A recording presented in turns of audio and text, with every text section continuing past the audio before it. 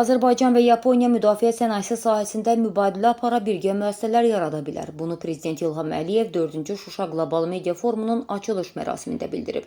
Azərbaycandan Yaponiyaya xam neft çatdırılması heç vaxt görünmədiyi qədər vacibdir. Çünki təchizat marşrutları pozulub. Azərbaycanın bu baxımdan rolu daha da artır. Biz məhsuldarlıq əməkdaşlığın tərəfdaşıyıq. Yaponiya ilə tərəfdaşlığımızın yaxşı tarixi var. Bəzi hallarda o dinamik olub, hər halda müxtəlif sahələrdə əməkdaşlıq təcrübəsi toplamışıq. Bir çox Yapon şirkətləri Azərbaycanda podratçı kimi fəaliyyət göstəriblər. Xüsusilə sənaye sahəsində işləyiblər.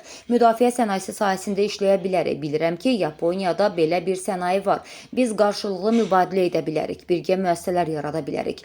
Bir sözlə bizim yaxşı təcrübəmiz var. Əvvəlki illəri ticari münasibətlərimiz olub. Ola bilər ki, layihələr azdır. Son 5-6 il ərzində biz ölkələrimiz arasında diplomatik təmasları da görmürük. İkinci Qarabağ müharibəsindən sonra vəziyyət bu yerdədir. Lakin yenə də potensial mövcuddur.